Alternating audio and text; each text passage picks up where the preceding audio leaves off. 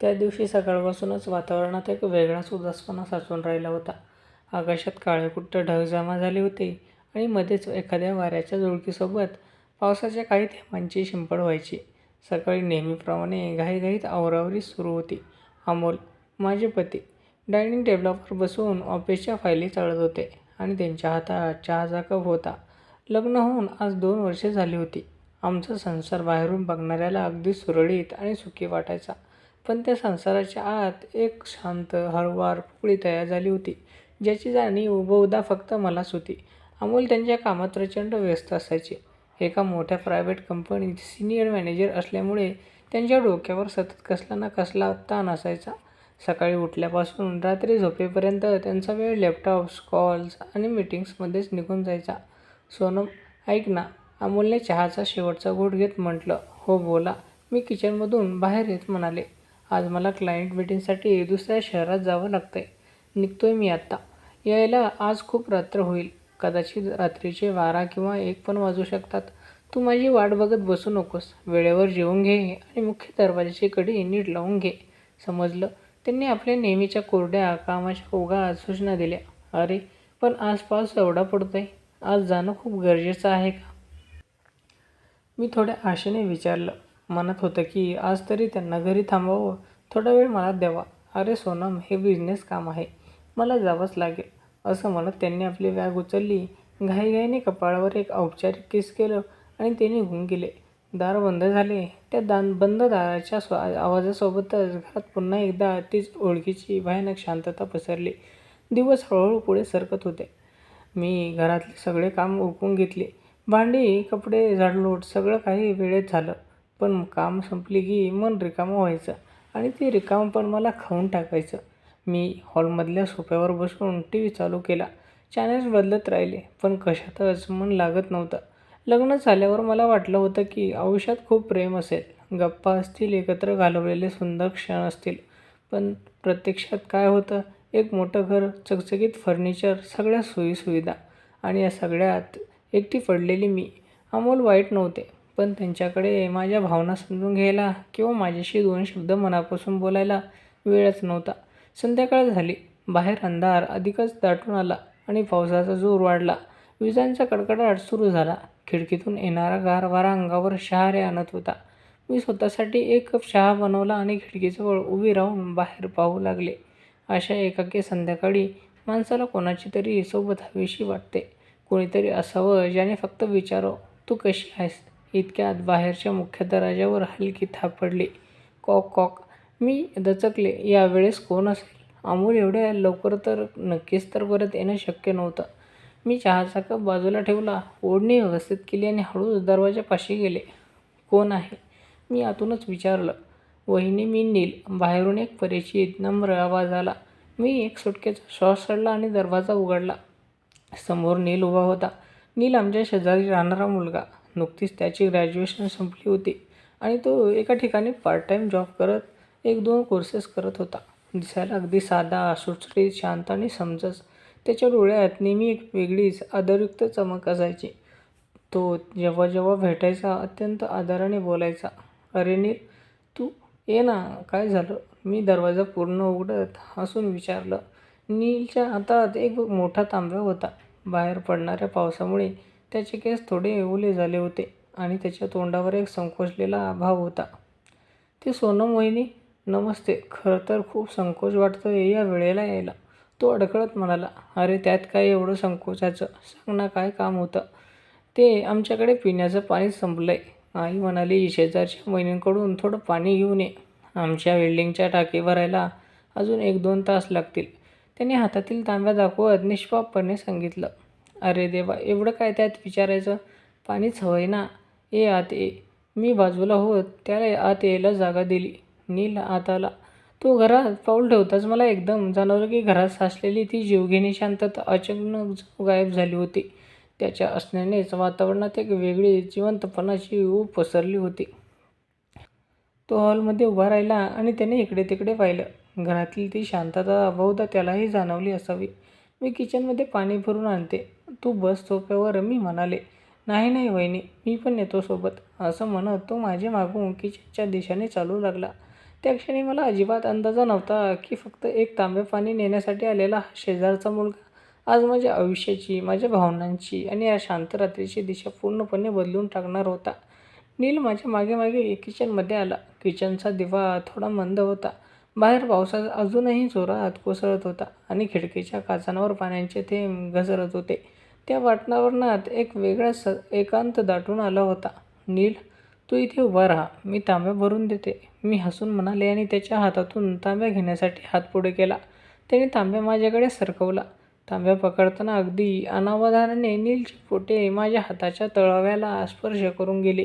तो स्पर्श अगदी काही सेकंदाचा होता, पण माझ्या अंगातून एक वीज हजरून गेली. लग्नानंतरच्या 2 वर्षात अमोलचा स्पर्श माझ्यासाठी सवयीचा आणि औपचारिक झाला होता, पण नीलच्या त्या अनपेक्षित आणि मऊ स्पर्शात एक वेगळा जिवंतपणा होता. मी पटकन मागे पाऊल घेतलं. मनात एक विचित्र धडधड सुरू झाली. मी मान खाली घालून नळाखाली तांब्या धरला. पाण्याचा खळखळणारा आवाज संपूर्ण किचनमध्ये घुमू लागला. मी पाणी भरायला लक्ष केंद्रित करण्याचा प्रयत्न करत होते, पण मला स्पष्ट जाणवत होतं की नीलचे डोळे माझ्यावरच खिळलेले आहेत. अमोलदादा दिसले नाहीत आज. एरवी या वेळेस त्यांची गाडी खाली दिसते. नीलने शांत आवाजात विचारलं. त्याच्या आवाजात कसलाही वाईट हेतू नव्हता, उलट एक सहज उत्सुकता होती. ते ते आज कामानिमित्त दुसऱ्या शहरात गेलेत. यायला खूप रात्र होणार आहे, कदाचित 1-2 वाजतील. मी नळ बंद करत तांब्या उचलला आणि पुन्हा त्याच्याकडे वळाले. ओ, म्हणजे तुम्ही आज संपूर्ण रात्र घरात एकट्याच आहात? तर त्याने हा प्रश्न विचारताना त्याच्या आवाजात एक वेगळीच काळजी आणि आत्मीयता साचली होती. त्याच्या त्या एका वाक्याने माझ्या मनातल्या सर्व साचलेल्या भावना हलवून टाकल्या. हो, सवय आहे आता. मी थोडा हसण्याचा प्रयत्न केला, पण ते हसू खूप फिकट होतं. माझ्या आवाजातला तो साचलेला उदासपणा नीलसारख्या समंजस मुलाला लपू शकला नाही. सवय झाली आहे की सवय पाडून घेतली आहे वहिनी? नीलने एकदम थेट माझ्या डोळ्यात पाहत विचारलं. त्याच्या या प्रश्नाने मी जागीच स्तब्ध झाले. तांब्या माझ्या हातात तसाच राहिला. नील, काय बोलतोयस तू? मी बावरून म्हणाले. सोनम वहिनी, मी रोज बघतो तुम्हाला. नील हळूच एक पाऊल पुढे टाकत म्हणाला. तुम्ही संध्याकाळी खिडकीत उभे असता, तेव्हा तुमच्या चेहऱ्यावर एक प्रचंड एकटेपणा असतं. दादा नेहमी कामात व्यस्त असतात. तुमच्याकडे बघायला, तुमच्याशी 2 शब्द बोलायलाही त्यांच्याकडे वेळ नसतो. हे घर कितीही मोठं असलं तरी यात तुम्ही खूप एकटे पडला आहात, हो ना? त्याचे हे शब्द ऐकून माझ्या डोळ्यात नकळत पाणी साचलं. कित्येक महिन्यांपासून मी मनात दाबून ठेवलेलं दुःखाचं पारडं आज एका क्षणात रिकामं झाल्यासारखं वाटलं. ज्या गोष्टी मी स्वतःशी कबूल करायला घाबरत होते, त्या या 23 वर्षाच्या मुलाने एका फटक्यात ओळखून दाखवल्या होत्या. असं काही नाही आहे नील, तू गैरसमज करून घेतोयस. मी डोळ्यातलं पाणी लपवण्यासाठी मान बाजूला फिरवली, पण नील मागे हटला नाही. त्याने हळूच त्याच्या हातातील तांब्या बाजूला ओट्यावर ठेवला. आता आमच्यात फारसं अंतर उरलं नव्हतं. मी काही गैरसमज करून घेत नाही आहे वहिनी. नीलचा आवाज आता अधिकच मऊ आणि हळुवार झाला होता. माणसाला पैशांपेक्षा, सोयीसुविधांपेक्षा प्रेमाची आणि एका उबदार साथीची गरज जास्त असते. तुम्हाला कुणीतरी हवंय जे तुमच्या भावना समजून घेईल, तुम्हाला हसताना, बोलताना पाहेल. नीलच्या बोलण्यात इतकी प्रामाणिकता होती की मला त्याच्यावर रागविता येत नव्हता. उलट मला वाटत होतं की त्याने अजून बोलावं. मी त्याच्याकडे पाहिलं. त्याच्या डोळ्यात माझ्याबद्दल अथांग आदर, काळजी आणि एक तीव्र भावनिक ओढ दिसत होती. नील, तू आता जायला हवंस. पाऊसही फाटतोय आणि आणि कोणी पाहिलं तर योग्य दिसणार नाही. मी खूप लहान थरथरत्या आवाजात म्हणाले. तुम्हाला खरंच आतून वाटतंय का मी जावं? नीलने माझ्या अगदी जवळ येत थेट माझ्या डोळ्यात पाहत विचारलं. त्याच्या या प्रश्नाने माझ्या मनातल्या सर्व बंधनांना छेद दिला. मी काहीच उत्तर देऊ शकले नाही. फक्त आमचे श्वास एकमेकांना स्पर्श करू लागले होते आणि किचनमधला मंद प्रकाश आम्हा दोघांमध्ये लाट होत जाणाऱ्या या नवीन हळूवार नात्याचा साक्षीदार बनत होता. तुम्हाला खरंच आतून वाटतंय का मी जावं? नीलच्या त्या एका प्रश्नाने माझ्या उरल्यासुरल्या संयमाचा बांध पूर्णपणे फोडून टाकला. मी काहीच उत्तर देऊ शकले नाही. माझं मौनच सर्व काही सांगून जात होतं. माझ्या घशात अडकलेल्या शब्दांचा गोळा आणि डोळ्यातून उघडणारे पाण्याचे थेंब, या सगळ्याने माझ्या मनातील एकाकीपणाची पाटी नीलसमोर उघडी करून ठेवली होती. घरात फक्त भिंतीवरच्या घड्याळाचा टिक-टिक आवाज आणि बाहेर पडणाऱ्या पावसाची रिमझिम ऐकू येत होती. नील माझ्या अगदी जवळ उभा होता. त्या शरीराची आणि त्याचा मंद श्वास मला आता स्पष्ट जाणवत होता. सोनम, त्याने पहिल्यांदा मला वहिनीऐवजी फक्त सोनमल म्हटलं. त्याच्या हाकेत कसलाही वाईट भाव नव्हता. होती ती फक्त तरी एक अपार आपुलकी, काळजी आणि तीव्र भावनिक ओढ. तो शब्द माझ्या कानावर पडताच माझ्या अंगावर एक सुंदर शहार आला. नीलने अतिशय हळुवारपणे आपला हात पुढे केला. त्याच्या बोटांनी माझ्या गालावर पसरलेली केसाची लट मागे सारली. त्याचा तो मऊ स्पर्श माझ्या त्वचेवर उमटताच माझ्या डोळ्यातून एक अश्रू गळून त्याच्या हातावर पडला. नीलने अत्यंत प्रेमाने तो अश्रू आपल्या अंगठ्याने पुसला. रडू नका. तुमच्या या सुंदर डोळ्यात अश्रू अजिबात शोभत नाहीत. तो अगदी मंद आणि आश्वस्त करणाऱ्या आवाजात म्हणाला. मी माझे डोळे मिटून घेतले.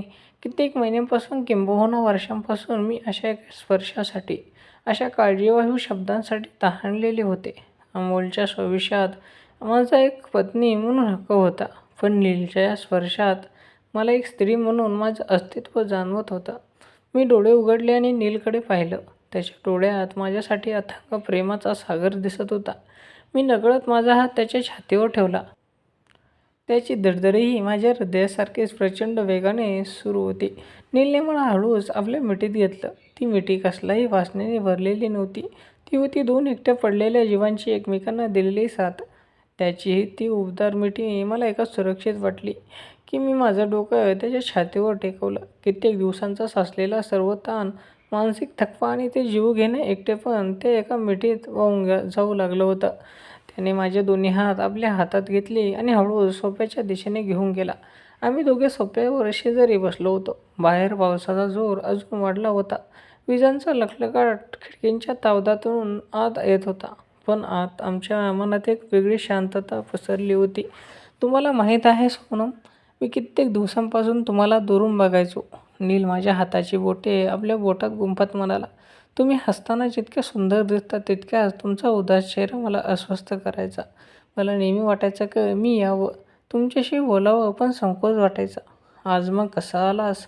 मी त्यांच्या डोळ्यात पाहत एक हलकंसं हसू आणून विचारलं. आज बहुधा पावसाने आणि या एकांताने मला हिंमत दिली. नीलने हसून उत्तर दिलं. त्याने हळूच आपलं डोकं माझ्या खांद्यावर टेकवलं आणि माझा हात पकडून घट्ट ठेवला. आम्ही दोघेही काही वेळ काहीच बोललो नाही. त्या शांततेतही एक मोठा संवाद घडत होता. आमचे श्वास एकमेकात मिसळत होते. नीलने माझा चेहरा हळूच हाताच्या ओंजळीत धरला आणि माझ्या कपाळावर एक अत्यंत मऊ, उबदार आणि प्रदीर्घ किस केलं. त्या स्पर्शाने माझ्या संपूर्ण शरीरात आणि मनात एक असीम तृप्तीची लहर उठली. तो क्षण माझ्यासाठी फक्त एका शारीरिक जवळीकीचा नव्हता, तर एका मानसिक आणि भावनिक पुनर्जन्मासारखा होता. त्या रात्री त्या एकाकीपणात आम्ही दोघांनी एकमेकांच्या सहवासात भावनांची अशी तृप्ती अनुभवली होती, जिथे संसाराचे सगळे नियम मागे पाडले गेले होते आणि उरली होती ती फक्त मनांची एकमेकांशी झालेली सुंदर भेट. नीलने मला त्या संध्याकाळपासून सुरू झालेल्या एकाकीपणातून आणि कित्येक दिवसांच्या उदासीपणातून पूर्णपणे मुक्त केलं होतं. घड्याळाने रात्रीचे 12 वाजल्याचा टोला दिला. त्या मंद आवाजाने मला काळाची जाणीव करून दिली. बाहेर पावसाचा जोर आता बराच ओसरला होता.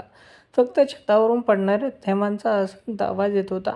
मी हळूच डोळे उघडले. नील अजूनही माझ्या शेजारी बसला होता. त्याच्या एका हातात माझा हात होता आणि त्याच्या चेहऱ्यावर एक असीम समाधान, एक शांतता पसरली होती. मी त्याच्याकडे पाहिलं. अवघ्या काही तासांपूर्वी आलेला हा मुलगा माझ्या आयुष्यातील एकाकीपणाचा एवढा मोठा खडक इतक्या सहज दूर करेल असं मला स्वप्नातही वाटलं नव्हतं. काय विचार करतोय सोनम? नीलने माझ्या डोळ्यात पाहत अगदी हळूवार विचारलं. काही नाही नील, बस विचार करत होते की ही रात्र किती विचित्र आणि सुंदर होती. मी सोफ्यावर टेकून बसत म्हणाले. नील थोडा पुढे झाला. त्याने माझे दोन्ही हात आपल्या ओठांशी नेले आणि हळू स्पर्श केला. सोनम, आज मला पहिल्यांदा समजलं की प्रेमाची, सहवासाची आणि एकमेकांना समजून घेण्याची खरी गरज काय असते. नीलच्या आवाजात एक प्रौढत्व आणि प्रचंड आत्मीयता होती. माझ्या मनात तुमच्याबद्दल आधीही खूप आदर होता, पण आज या एकांताने मला दाखवून दिलं की तुमचं मन किती भावुक आणि कोमल आहे. नील, मी त्याच्या चेहऱ्यावर हात फिरवत म्हणाले. आज तू मला जे प्रेम, जी आत्मीयता दिलीस ना, ती माझ्यासाठी खूप मोलाची आहे. कित्येक महिने मी स्वतःला एका बंद खोलीत कोंडून ठेवल्यासारखं जगत होते. आज तू त्या बंद खिडक्या उघडल्यास मी स्वतःच्या मनाची चाचपणी केली. आश्चर्य म्हणजे माझ्या मनात कसलाही अपराधदंड नव्हता, कारण नीलने मला कसल्याही वासनेने नाही, तर अत्यंत निर्मळ भावनांनी आपलंसं केलं होतं. ज्या ओढीसाठी माझं मन तृषित होतं, ती तृप्ती मला त्याच्या सहवासात मिळाली होती. अमोलदादांच्या येण्याची वेळ झाली असेल ना? नीलने घड्याळाकडे बघत विचारलं. हो, ते म्हणाले होते 12 ते 1च्या दरम्यान पोहोचतील, मी सुस्कारा सोडत म्हणाले. नील हळूच उठून उभा राहिला. त्याने त्याचे विस्कटलेले केस व्यवस्थित केले आणि कपडे सावरले. तो जाण्यासाठी वळला, पण पुन्हा मागे फिरला. त्याने माझ्या कपाळावर पुन्हा एकदा उबदार स्पर्श केला. मी निघतो सोनम, पण एक गोष्ट कायम लक्षात ठेव. तुम्ही या घरात कधीही एकट्या नाही आहात. जेव्हा जेव्हा तुम्हाला कोणाची तरी सोबत हवी असेल, ही खिडकी आणि हे मन तुमच्यासाठी नेहमी उघडं असेल. नीलने अत्यंत अस्वस्थ हसू चेहऱ्यावर आणून म्हटलं. काळजी घे नील, मी त्याला निरोप देताना म्हणाले. त्याने ओट्यावर ठेवलेला तो पाण्याचा तांब्या उचलला. मी हळूच मुख्य दरवाजा उघडला. बाहेर गल्लीत शांतता पसरली होती. नीलने बाहेर पाऊल ठेवलं, एकदा मागे वळून माझ्याकडे पाहिलं आणि हसून शेजारच्या आपल्या दाराकडे निघून गेला. मी दरवाजा बंद केला आणि कडी लावून घेतली. हॉलमध्ये येऊन मी सोफ्यावर बसले. वातावरणात अजूनही नीलच्या सुगंधाचा, त्याच्या उबदार स्पर्शाचा स्पर्श बाकी होता. मी डोळे मिटून तो क्षण पुन्हा एकदा मनात साठवून घेतला. थोड्याच वेळात बाहेर एका गाडीचा ब्रेक दाबल्याचा आवाज आला. अमोल आले होते. त्यांनी बाहेरूनच दरवाजाची कडी वाजवली. मी उठले, चेहरा स्वच्छ धुतला, ओढणी व्यवस्थित सावरली आणि मुख्य दरवाजा उघडला. समोर अमोल उभे होते. चेहऱ्यावर थकवा, हातात ऑफिसची बॅग आणि डोळ्यात कामाचा ताण स्पष्ट दिसत होता. खूप उशीर झाला ना सोनम? पाऊस खूप होता रस्त्यात आणि ट्रॅफिक पण प्रचंड होतं. अमोल आत येत थकलेल्या आवाजात म्हणाले. हो, पाऊस खूप होता आज. मी अगदी शांतपणे म्हणाले. तू जेवलीस का? आणि दार नीट लावून घेतलं होतंस ना? त्यांनी बॅग सोफ्यावर टाकत नेहमीच्या सवयीप्रमाणे विचारलं. हो, मी जेवले. तुम्ही फ्रेश व्हा, मी जेवण गरम करते. मी किचनकडे जात उत्तर दिलं. अमोल बाथरूममध्ये निघून गेले. मी किचनच्या खिडकीपाशी उभी राहिले. बाहेर पावसाच पूर्णपणे थांबला होता आणि ढगांच्या पाठीमागून एक चंद्र हळूच बाहेर येत होता. गार सुखद वारा सुटला होता. मी खिडकीतून बाहेर पाहिलं. शेजारच्या नीलच्या खोलीची खिडकी थोडी उघडी होती आणि तिथे मंद दिवा जळत होता. अमोल कामावरून परत आले होते. संसार पुन्हा नेहमीच्या रुटीनवर येणार होता. पण माझ्या मनातील ती काळीकुट्ट शांतता आता उरली नव्हती. तो शेजारचा मुलगा फक्त एक तांब्या आणि पाणी प्यायला आला नव्हता, पण त्यात जाता जाता माझ्या आयुष्यातील एकाकीपणाचा कोरडेपणा मिटवून भावनांचे रंग भरून गेला होता.